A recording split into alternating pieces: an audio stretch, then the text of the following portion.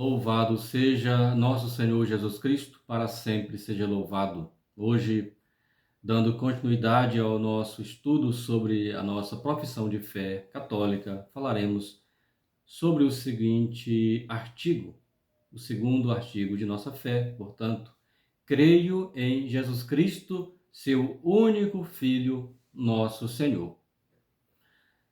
Diz São Tomás de Aquino que não é somente necessário crerem os cristãos que existe um só Deus e que ele é criador do céu, da terra e de todas as coisas, mas também é necessário crerem os cristãos que Deus é Pai e que Jesus Cristo é seu verdadeiro Filho. Esse mistério não é um mito, mas uma verdade certa e comprovada pela palavra de Deus no monte, conforme a afirmação de São Pedro, porque não foi baseando-nos em fábulas engenhosas que vos demos a conhecer o poder e a presença de nosso Senhor Jesus Cristo, mas por termos visto a sua majestade com os nossos próprios olhos, porque ele recebeu de Deus Pai honra e glória, quando da magnífica glória lhe foram dirigidas estas palavras: Este é meu filho muito amado, em quem pus as minhas complacências. E nós mesmos ouvimos esta voz vinda do céu, quando estávamos com ele no Monte Santo. O próprio Jesus Cristo, muitas vezes, chama a Deus como seu Pai e também denominava-se Filho de Deus. Os apóstolos e os santos padres colocaram entre os artigos de fé que Jesus Cristo é Filho de Deus, quando definiram este artigo do credo, e em Jesus Cristo seu Filho, isto é, Filho de Deus.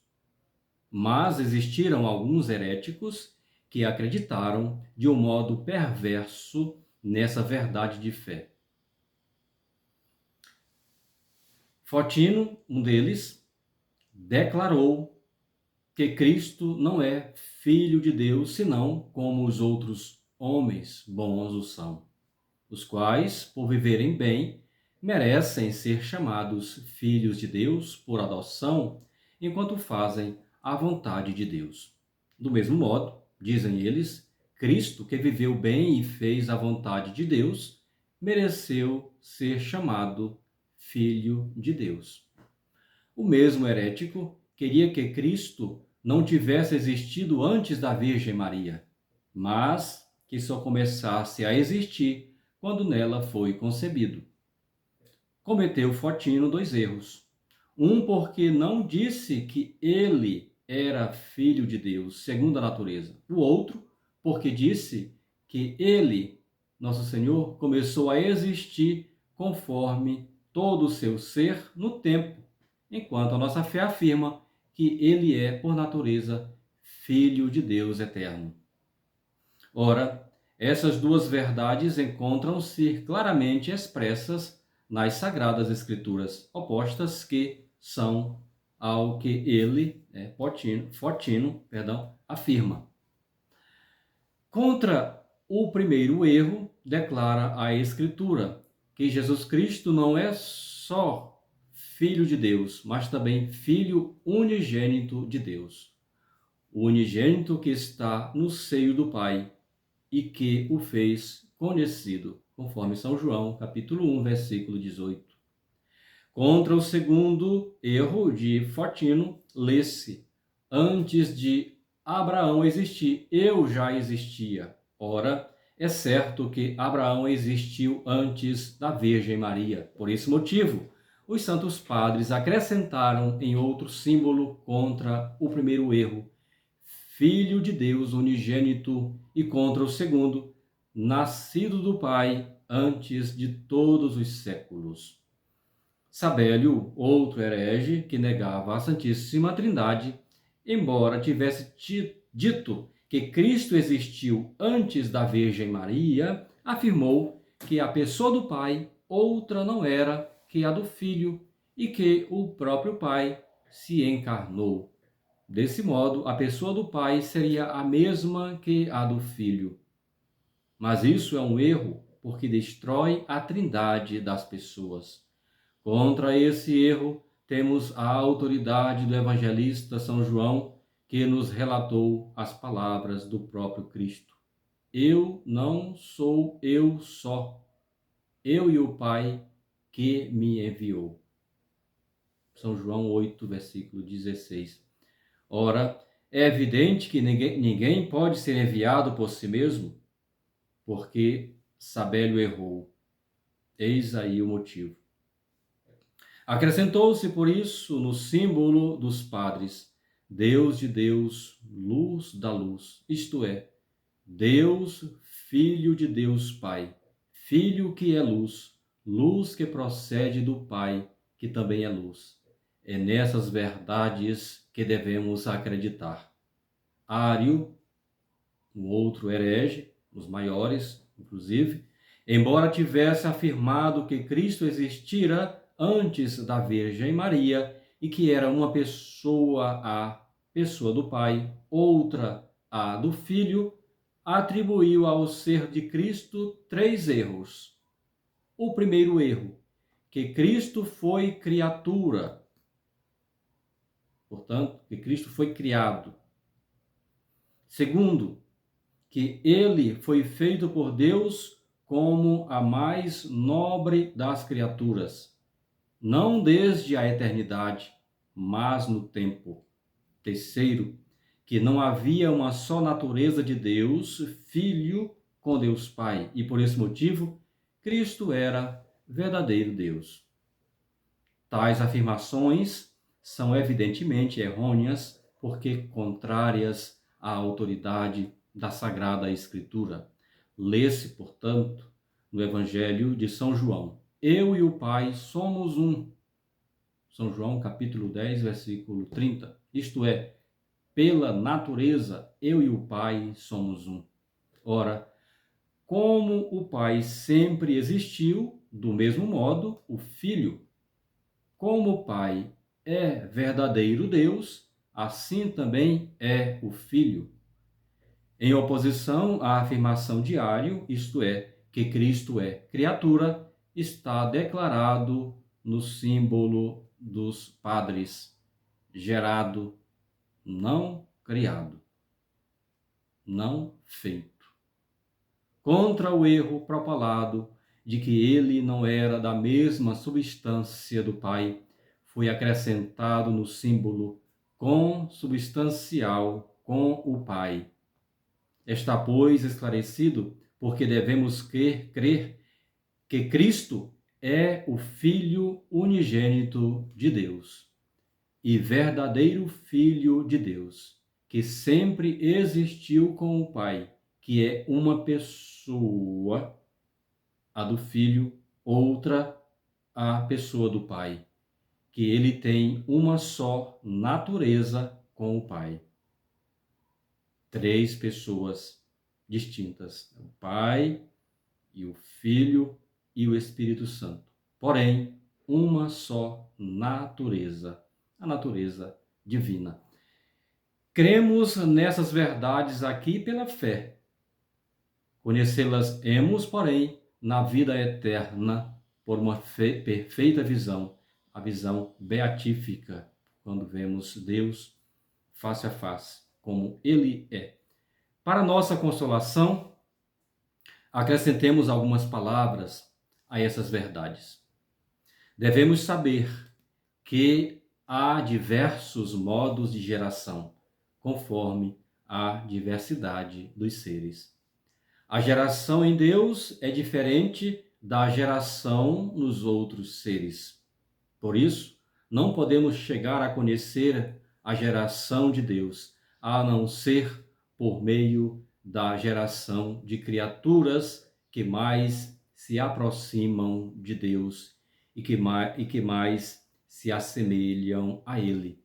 Ora, como foi dito, nada se assemelha tanto a Deus como a alma humana. Há na alma uma espécie de geração, quando o homem conhece alguma coisa pela própria alma. que se chama conceito intelectivo. Esse conceito, efeito da concepção, tem a sua origem da própria alma, como de um pai. Chama-se verbo, isto é, palavra da inteligência ou do homem. A alma, portanto, gera o seu verbo pelo conhecimento. O Filho de Deus também nada mais é que o verbo de Deus, não como se fosse um verbo, uma palavra, já pronunciado exteriormente, porque assim seria transitório, mas como um verbo, uma palavra, concebido no interior, eis porque o próprio verbo de Deus possui uma só natureza de Deus e é igual a Deus. O bem-aventurado São João, quando falou do verbo de Deus, destruiu as 3 heresias acima definidas. A de Fotino, quando disse, no princípio era o verbo. Também destruiu a de Sabélio, quando disse, e o verbo estava em Deus. E a de Ario, quando disse, e o verbo era Deus. Mas o verbo, a palavra, existe diversamente em nós e em Deus. Em nós, o verbo é um acidente. Segundo São Tomás, acidente é o ser cuja essência deve estar em outra coisa. Em Deus, o verbo de Deus, mais identifica-se com o próprio Deus, pois nada há em Deus que não seja essência de Deus. Ninguém pode afirmar que Deus não possui um verbo, porque se o fizesse, estaria também afirmando que em Deus não há absolutamente conhecimento. Como, porém, Deus sempre existiu, assim também o seu verbo sempre existiu. Como artista, por exemplo, executa as suas obras de acordo com o modelo que prefigurou em sua inteligência, que é o seu verbo, assim também Deus faz todas as coisas pelo seu verbo, que é como o seu pensamento artístico. Por isso, lê-se em São João, todas as coisas foram feitas por ele. São João, capítulo 1, versículo 3. Se o verbo de Deus é o Filho de Deus e todas as palavras, os verbos de Deus, possuem alguma semelhança com esse verbo, todos nós devemos, em primeiro lugar, ouvir com satisfação as palavras de Deus. Se ouvirmos com prazer as palavras de Deus, isto é sinal de que amamos a Deus. Em segundo lugar, devemos crer nas palavras de Deus, porque é assim que o verbo de Deus habita em nós, isto é, Cristo é o verbo de Deus. Lê-se no apóstolo São Paulo: habitar Cristo pela fé em vossos corações. Efésios 3, versículo 17. Lê-se também em São João: não tendes o verbo de Deus permanecendo em vós, porque não acreditais naquele que ele enviou. Em terceiro lugar, convém que sempre tenhamos o verbo de Deus, que permanecendo em nós, como objeto das nossas meditações. Não é conveniente apenas crer, mas é necessário também acreditar. Meditar, portanto, pois de outro modo a fé não nos seria útil.